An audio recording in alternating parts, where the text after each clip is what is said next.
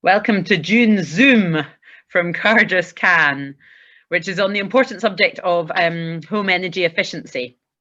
We have Cameron with us to give us the benefit of his knowledge on this subject. Hi, Cameron. Thank you very much.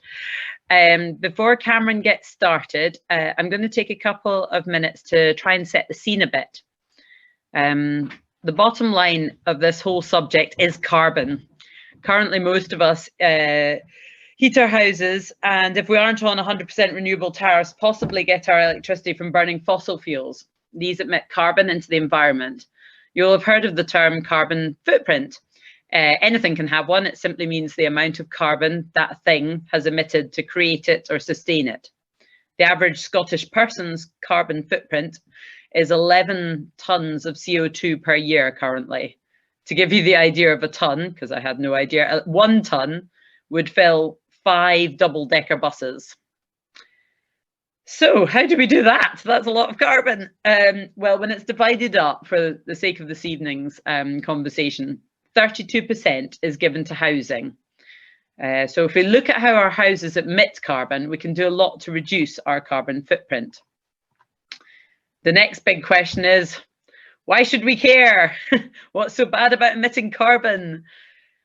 As you're all here and interested, I'm guessing you all have an above baseline knowledge on this. But for the benefit of anyone out there who is similar to myself and needs to hear information again and again for it to sink in, then here are the highlights. The background to this is absolutely grounded in science. Scientists have been warning about the dangers of emitting carbon into the atmosphere for some time.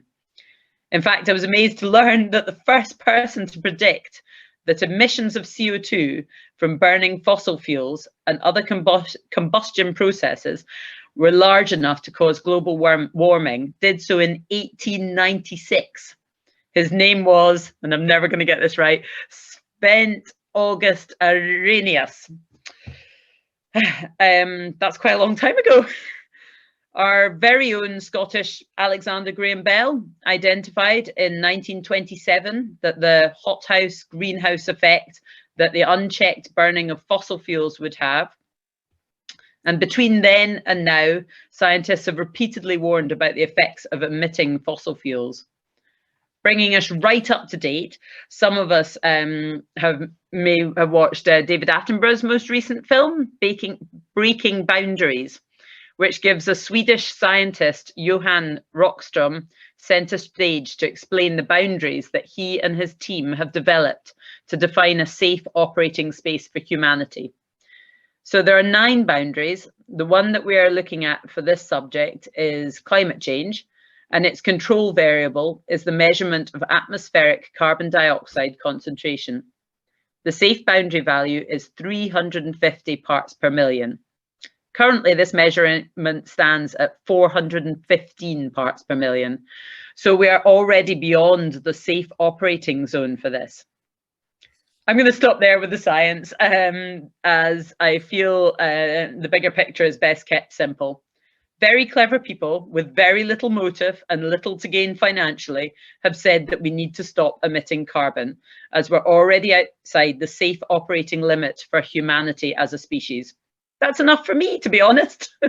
But I would urge you all to watch the Breaking Boundaries film doc presented by David Attenborough. It's on Netflix and it's very informative and well presented. The other takeaway fact is that action needs to happen soon.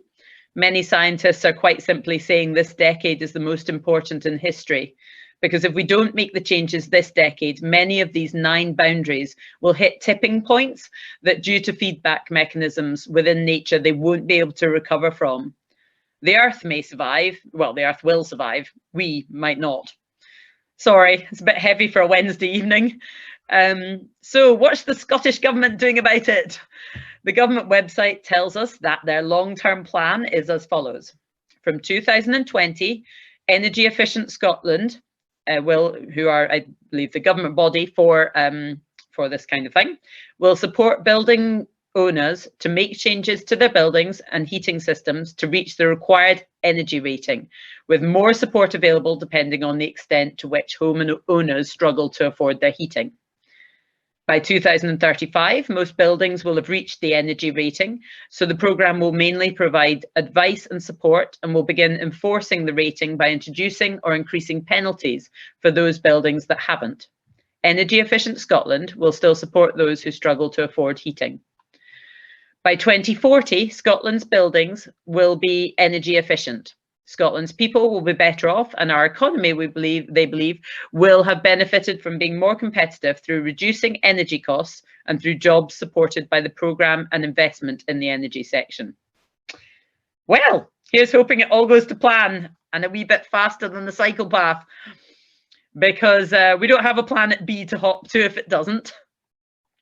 The good news is the technology is out there and it is improving all the time. There is some funding out there for some of us, and hopefully at COP26, the bigger picture will continue to be developed. In the meantime, let's listen to Cameron and learn about our options, because I am hoping I've highlighted why we can't stay with what we have just now. Unless you're in the same situation as Heather with a very nice new air source heat pump, which has kept her nice and cozy this past winter. That's enough from me. Let's hear from Cameron. Cameron has a long-term interest in renewables.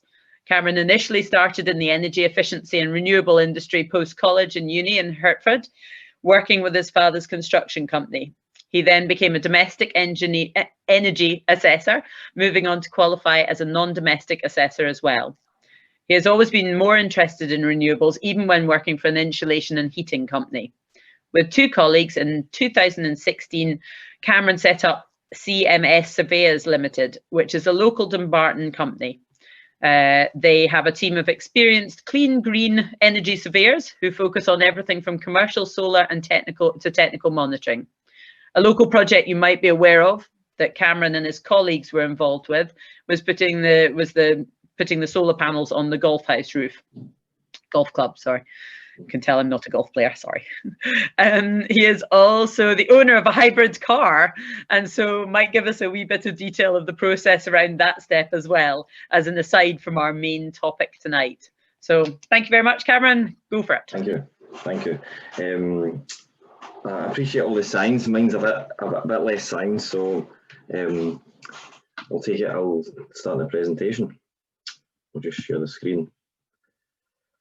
So, to start off with, yes, a little bit about my company, CMS. Can we all see this okay? Thumbs up, if you can. All good. So, yes, we set up CMS in 2016. Myself, Mark and Stephen, hence Cameron, CMS. We set up, so 5 years ago now. We'd worked together at an insulation and heating company. They installed some solar boilers and various types of insulation, and we decided to basically set up ourselves. So a little bit about CMS. This probably won't make a lot of sense, but it's quite industry specific. We are a member of ATMA, which is the Association of Technical Monitoring Agents. And we have Jim, who is our technical manager. He's the vice chair of the ATMA committee. ATMA is one of the quality assurance organisation within the eco industry. So we are there in place to assess companies out there that are installing insulation, heating systems, and various things like that, and make sure it's been done correctly. We're also an MCS approved installer for air source heat pumps to install them, which is the industry standard. And collectively, we've had experience in renewables and energy efficiency for a long time. Also at CMS, we've got direct contracts with what's deemed as the big six energy companies, and we take on their quality assurance. They have funding obviously they need to pay out on, which I'm about to touch on, and we are in place to basically make sure it's been done correctly. So what is ECO funding? Now, ECO stands for the Energy Company Obligation. I think I'll just turn off my video actually, if that's okay, so I don't keep looking at myself on the screen and I can read my notes okay. So yes, what is the eco scheme? So energy company obligation. Now, energy companies with more than 250,000 customers have an obligation to help reduce fuel poverty. Now, you're deemed as being in fuel poverty if you're spending more than 10% of your income on energy, on utility bills. So there's a lot of people out there that fall into this category, and this fund is in place to try and help that. So we assess probably in the region of 1,500 to 2,000 properties per month up and down the UK. We've got inspectors all over the UK that assess various different measures to make sure it's being done correctly, and the end user, you know, the person in fuel poverty, the elderly couple that are, you know, they don't know anything about a boiler or their insulation, we're there to make sure it's been done properly and their property is not going to be affected in a negative way. So some of the measures you will find within this eco fund are things like underfloor insulation. So this is normally installed for timber floors, so not if you've got like a kind of solid concrete floor. And in a similar way to loft insulation, they will attach you know, the same types of glass or earth roll underneath between the joists of your floorboards. You've obviously got loft insulation, which is quite common. A lot of you know what that is. Hopefully have had topped up over the years. Maybe heard of cavity wall insulation, which has had bad press over the years.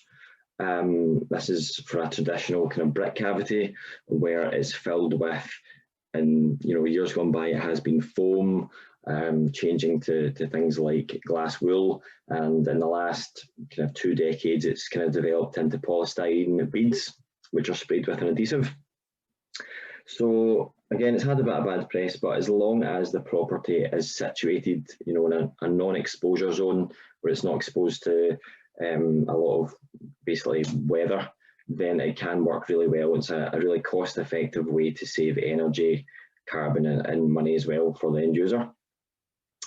You've also got external wall insulation, which is, you've maybe seen a lot of council or housing associations with the external cladding, which is a bit more costly. You're talking in the region of £5,000 to £10,000 it costs per property.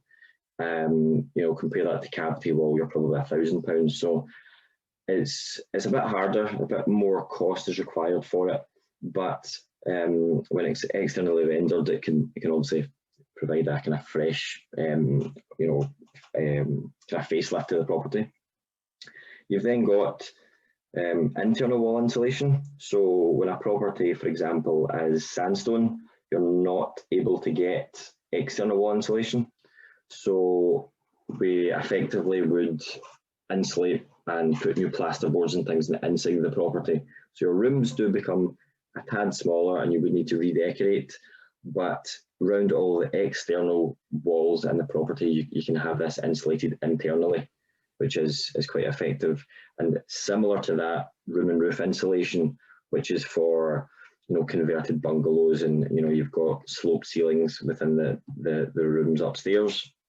That's called room and roof insulation, and that works out in a similar way to the internal wall. You then can qualify for things like heating upgrades. So if your boiler's old and inefficient, then it can be replaced. This still is within you know, gas boilers, oil boilers, so it's still using fossil, but changing to more efficient ones. That's kind of been the way eco's been working for the last probably 5, 6, 7 years, concentrating this because it's quite kind of low-hanging fruit. It's quite easy for them to replace. Things are constantly developing and changing. When we do see that changing to fund, you know, renewable systems, and it's really going to be coming away from fossil fuels. So how do you qualify for eco funding? Now, you need to fall into one of these categories. So there's various different things here. If you do, or anybody you know, have the warm home discount, you know, there's people that can possibly have pension credit and tax credits, child tax, working tax. So it is out there for people to help and hopefully reduce the chance of falling into fuel poverty. That's why ECO is there. So hopefully that can be of use. The next thing I want to touch on is Energy Saving Trust, or Home Energy Scotland. Now, this is effectively a Scottish kind of advice service from the government. They do have their own pots of funding. It's always worth to get in touch with them. I've put their details on screen here. I guide every customer that comes to us to them, because I just want everybody to know, exactly what is available to them, because they are, more up to date with, every pot of funding available, when it comes to, electric car chargers or eco funding or renewable heat incentives. They are on the ball with everything. And they also offer their own funding as well. They've over the years had various different cashback schemes where you can pay for something and receive, large percentages of that in the form of a grant, basically, that you don't pay back or anything like that. So they've been really, really helpful. I've recently moved into the property I'm in just now, probably moved in about 2 months ago now, and I've been approved for an interest-free loan up to £10,000 for an air source heat pump. They also have offered cash back on that as well, which it just makes things a lot easier and more accessible for people. So certainly, if there's anything you can take out from my information today, it would be to speak to Home Energy Scotland. So I'm going to touch on some renewables. I'm hoping some of you have heard of a few of these. I've put a wee asterisk next to 2 of them, which I'm going to touch on a wee bit more, which is solar photovoltaics. You've also got solar thermal, which is more providing hot water. PV is for generating electricity. You've then got air source and ground source heat pumps. There's also water source. There's various different ways, but they all work in the same method. You've then got biomass and wind energy. So Lindsay touched on it earlier. Why renewable energy? Why do we need to change? Now, Scotland have always had slightly more ambitious kind of targets than the rest of the UK, but as a whole, we need to tackle climate change. By 2030, we aim to generate 50% of Scotland's overall consumption from renewable sources, and by 2050, we aim to have decarbonised our energy system almost completely. Now, my source was slightly different here, Lindsay. You'd said 32% was from the home. I've got 40 here, so they're not far off, but as you can see, it's a substantial amount. Now, why renewable energy? If we're electrifying our heating systems, changing from burning gas and oil and LPG, and using things like heat pumps that require electricity, we need to be using renewable sources to generate that electricity. We're also, electric cars are everywhere now. And if we are going to have this additional requirement from the grid, then we need to be generating a lot more renewable energy. Not only that, energy prices increase at a kind of crazy rate, way above inflation. The average obviously fluctuates, but from what I've been reading over the years, it's in and around the kind of 8-9% per year that the average has been since 2001. So it's a substantial increase, and it really needs to be kind of taken care of. The more self-sufficient you can be as well is obviously going to help, but in terms of the UK, the grid, we need to be supplying a lot of renewable energy. So first of all, quickly on solar PV, does anybody have solar PV? Hands being raised? No? So solar PV is photovoltaics. Now this is electricity generation. Now if you look at this schematic on the left, basically what happens is the panels provide DC power, which then goes through an inverter, which is one of the components, and that changes that to alternating current. That is usable in the home or if it's a commercial property. So that's usable on plugs and sockets and lights, that type of thing. What happens is when energy comes in, it basically goes to the consumer unit. You can see this part here first of all. Now what happens is if there's energy being generated and you have your fridge on, your washing machines running, then the energy gets used on site first. The only way it is exported back to the grid is if it's not being used on site.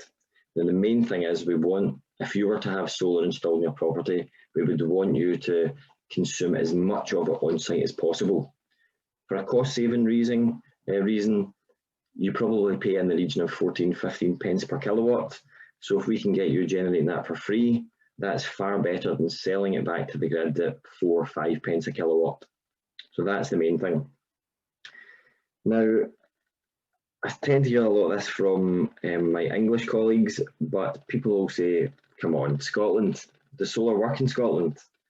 Now, on the right is what's called an irradiance map, which essentially is a kind of measurement of light per square metre, because solar works on light, it's not heat.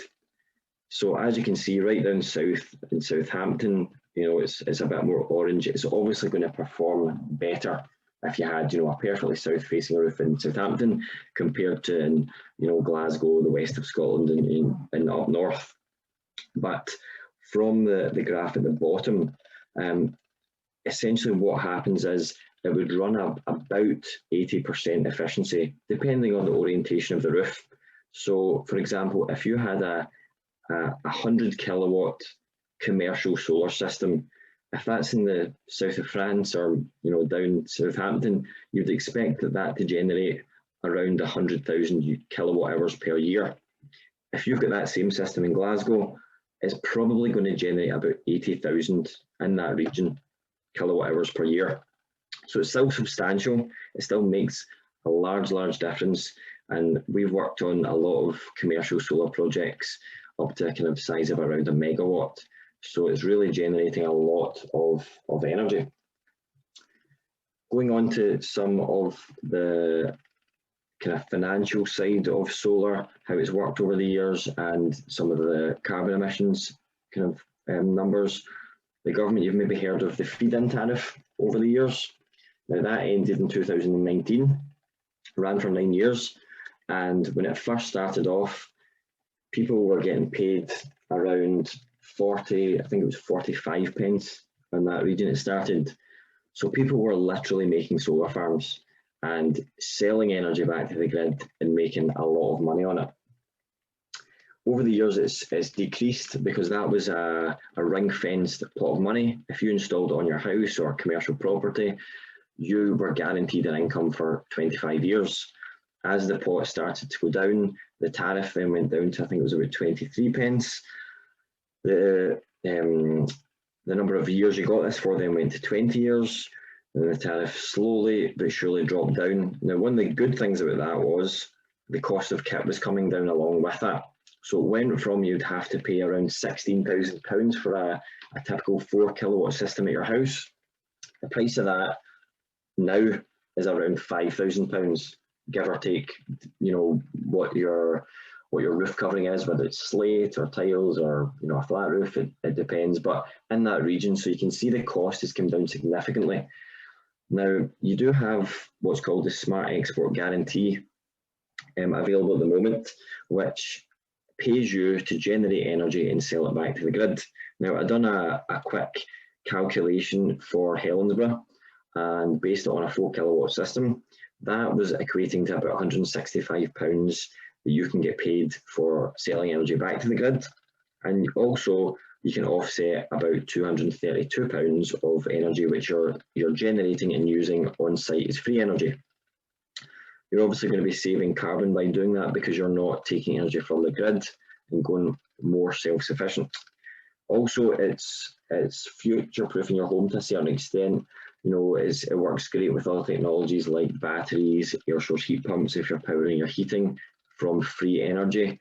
And also, if you've got an EV, if you've got an electric car, and you're generating free energy that you're powering your car, That is certainly the kind of ideal theory. If you've got solar, a heat pump, an electric car, that would be the ideal theory, along with battery storage. The next thing I want to talk about quickly, or actually I'm going to get my friend George here to talk about, is an air source heat pump. Now, hopefully, apart from Heather, some of you have heard about an air source heat pump. And George Clark from Amazing Spaces, I'm just going to play this video, and hopefully this will give you a bit more information, and then I'll move on to a bit more. So just give me a wee thumbs up to make sure you can hear the sound.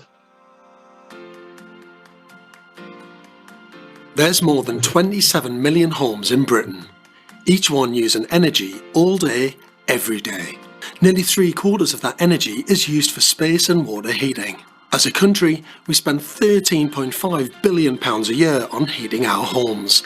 That's a huge amount of energy. With the rising cost of fossil fuels like oil and gas, it's no wonder millions of families are looking to reduce their heating and hot water bills.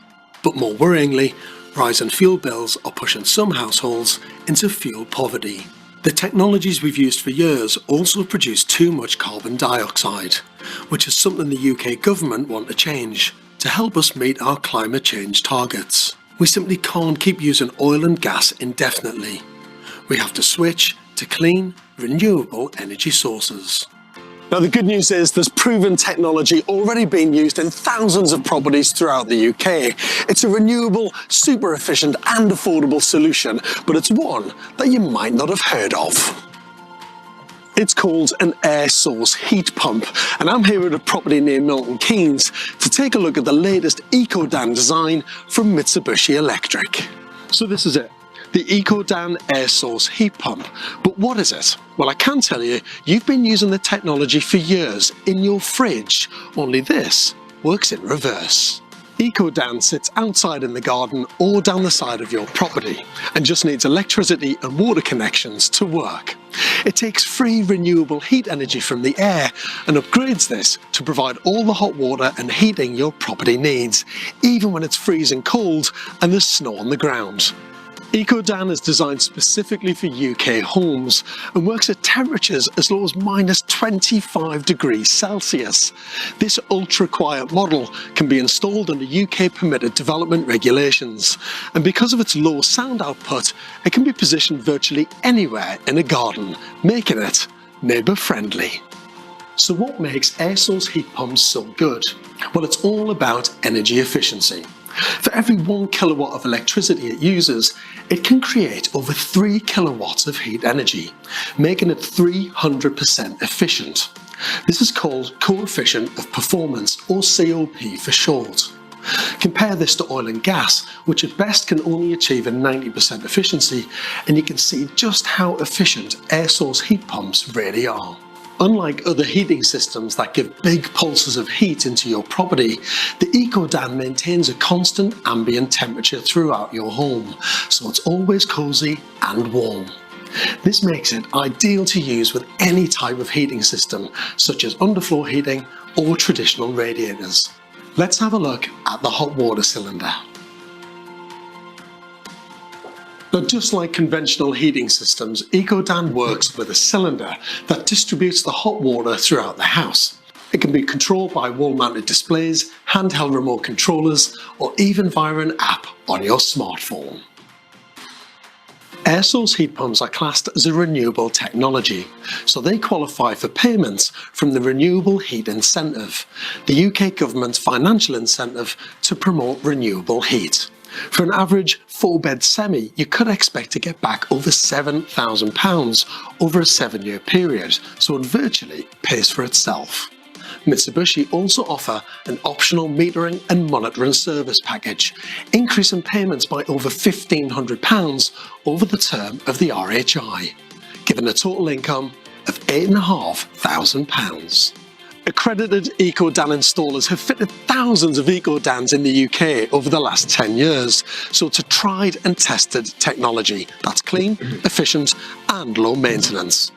The great thing about this technology is that it can also work in conjunction with other renewable energy solutions like the solar panels behind me.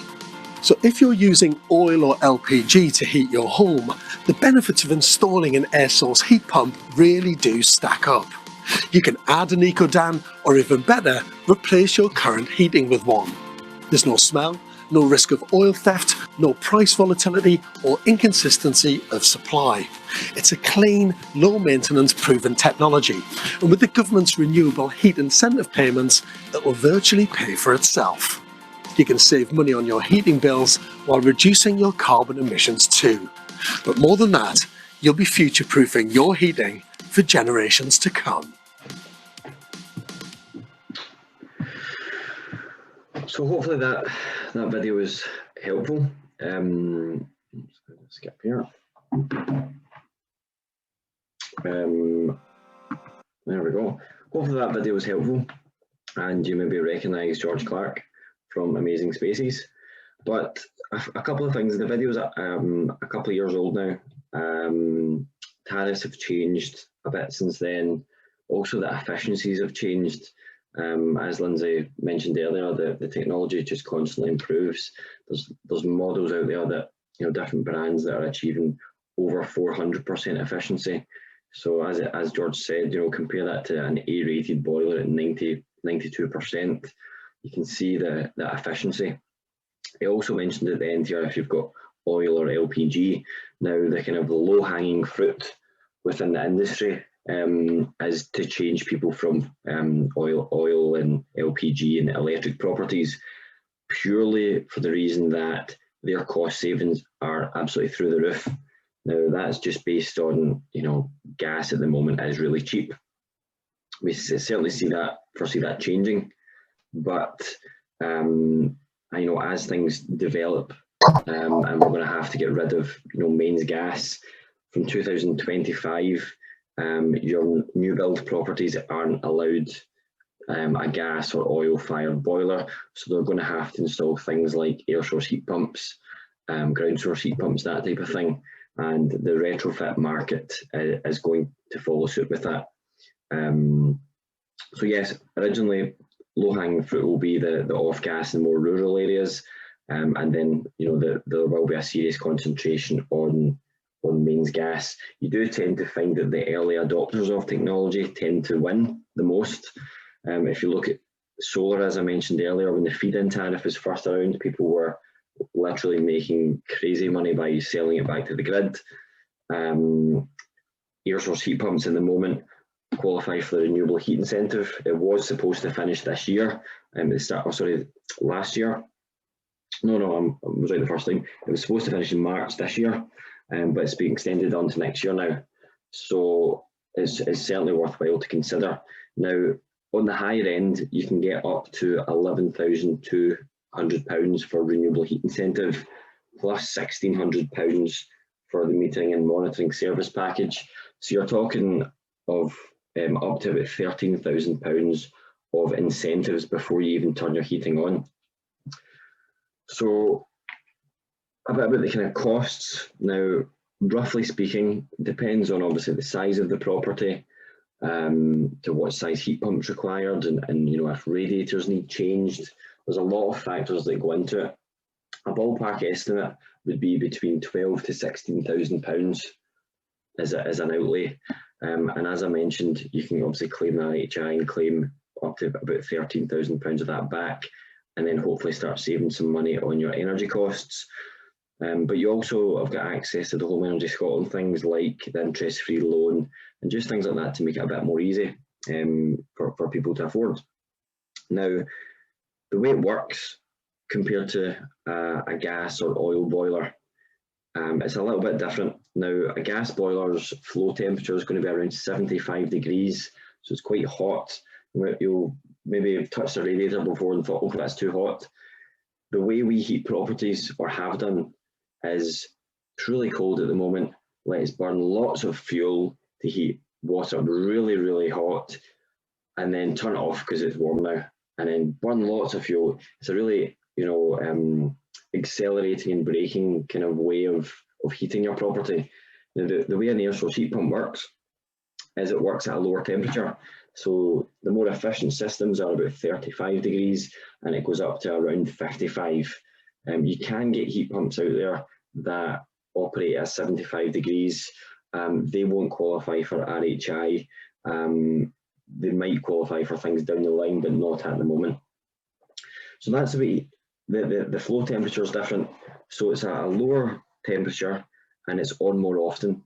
So instead of burning lots of fuel quickly to heat the property up, we would try and heat the envelope of the property to maintain the temperature. Because it works at over 300% efficiency, you can afford to do that.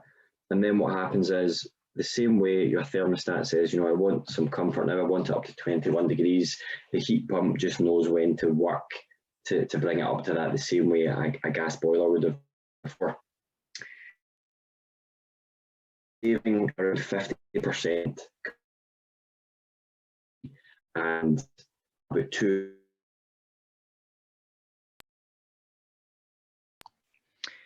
Cameron, I think we've lost your sound.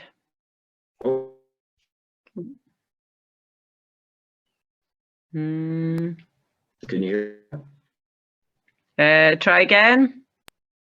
What about now? Yeah, that sounds better. Okay. Oh.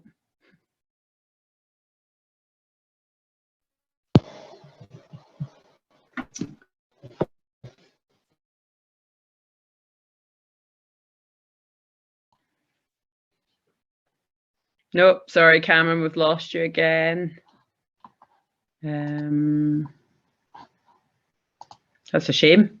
I was enjoying that.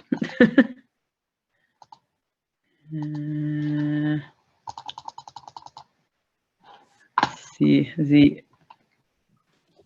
Oh, is that me? Am I back? Hi, you're back. You're back. Sorry. Sorry about that. Okay, that's all right. Can we still see the screen? No, I think you need to reshare probably. No problem. I was probably talking to myself for a bit there. No, you were doing well. I was. We're all quite gripped. I'll let you know where you cut off at. Here. Yes. It was around there, I think. Oh. Doesn't like that slide. I'll move on to the next one. Maybe try going on to the next one. Can you hear me okay? Yeah, you're good. Yeah. I'll just finish off talking about the, if I can remember what the last couple of points were. Yeah, so the way heat pumps work, as I was saying there, they're built to last a lot longer. Like George has said in the video, it's the reverse of a fridge. You've maybe heard that comparison before. So there's no combustion compared to a gas or oil boiler. You're not burning a fossil fuel, so less can go wrong with it. There's not like combustion there. There is a moving part. There's a fan, but the fridge is the only thing you leave on when you go on holiday. So it's the trusty old fridge. So it works the same as that. So yeah, if there's any questions on that, let me know, because that's what we install. So if anybody has got any questions, also let me know at the end, or you want to get in touch about that, then feel free. Just going to finish off a little bit about electric vehicles. All petrol and diesel cars are set to be banned in the UK by 2030, so it's not far away at all. I don't know if people knew that. And there's also a low emissions zone. I think there's 4 or 5 in Scotland, one of which is Glasgow and Edinburgh. It has started as a kind of incremental approach. So it started, I think, a couple of years ago, and it first of all targeted buses within Glasgow. So these old, really inefficient buses became banned within the city centre, and they've had to go to slightly more efficient ones. Over the years, that slowly gets tighter and tighter in terms of the restrictions.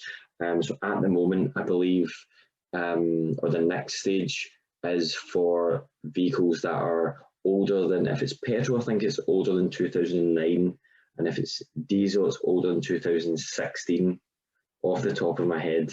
I need to double check that. But yeah, it's moving that way where you're not going to be allowed to drive through Glasgow, through city centres for these low emission zones. And also the prices as there's more electric cars out there, there's more brands changing to EVs. Obviously, it kind of started off with like the Prius and the Nissan Leaf and Tesla and things like that. But every manufacturer out there is going this way because the law is taking us that direction. There's a lot of car manufacturers out there that are actually trying to do it by 2025, have a fully electric range. So it's worth considering. And there tends to be a lot of kind of range anxiety. People think, well, you know, I'm not going to be able to cope with changing to an EV. But the Tesla Model 3, for example, the smaller one that they offer, it's got a 350-mile range. You know, most petrol and diesel cars have probably got, if they've got a full tank, you know, 300-400, maybe towards 500 miles. So, you know, it's not dissimilar. And the majority of people actually really make short journeys. So it's worth considering, you know, what is your lifestyle? Could you adopt to this? You know, if you're going between Cardross and Glasgow, or Helens, Brandon, Barton, or most of your journeys are popping to the shops, things like that, an EV can definitely work. If you are driving, you know, hundreds of miles a week, you know, with work and things like that, then it's worth considering possibly a hybrid. Or there are longer range models out there. You can obviously have an electric car charger installed at your house. I've had one installed at mine, which I would certainly recommend it. I've only got a plug-in hybrid, but you can qualify for an OLEV grant, which I think is about £300, and you've £350, sorry, and you've also got the Energy Saving Trust grant, which is another £300. So you're around about £650 of a grant you can get, and models start from like 500 towards £1,000. So it can almost be free in the sense of once you claim a grant. Now, I've had one called a Zappi installed in mine, which is a company that was started in the UK. Now, for me, the reason why I went with Zappi was it's got an app where you can track where the energy comes from. So it's got a management system alongside it. So when I get my heat pump installed, and I'm going to be getting solar at some point as well, I'll be able to track how much energy comes in from the solar panels, how much goes into my heating, how much is going into my car, and you can work out exactly, you know, where your free energy is going. Also, as soon as I moved in, signed up to Octopus Go. They've got a few different kind of interesting tariffs that are worth considering. But I had my heart set on Octopus before I moved in, because they offer for this tariff. Now, the going rate, as I said, you're in the region of about 15 pence for your electricity, but they offer this tariff between 12:30 at night and 4:30 in the morning. It goes down to 4 pence. So for me, I can schedule my Zappi. I can plug my car in when I come home from work. It doesn't come on unless I put it on boost mode. And then when I'm sleeping at night, it comes on at midnight. It takes 2 hours to charge. It costs me 4 pence a kilowatt. And on my car, in the real world, it says about 30 miles. In the real world, I get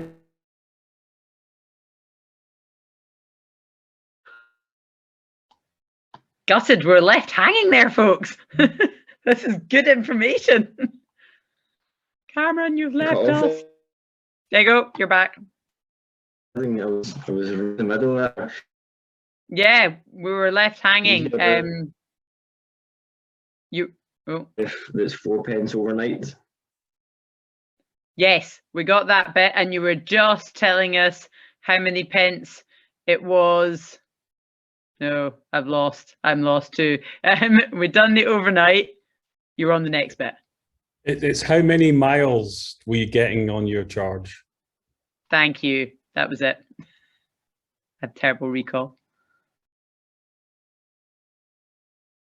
Nope. Poor Cameron, he's gone. Yeah.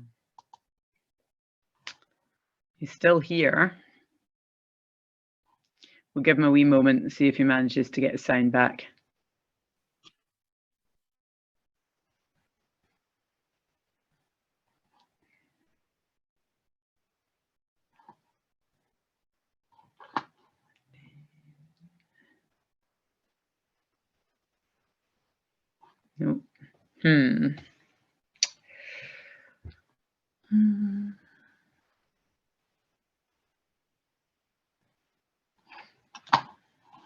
I wonder, does it sometimes work if everybody stops their videos? Oops, sound.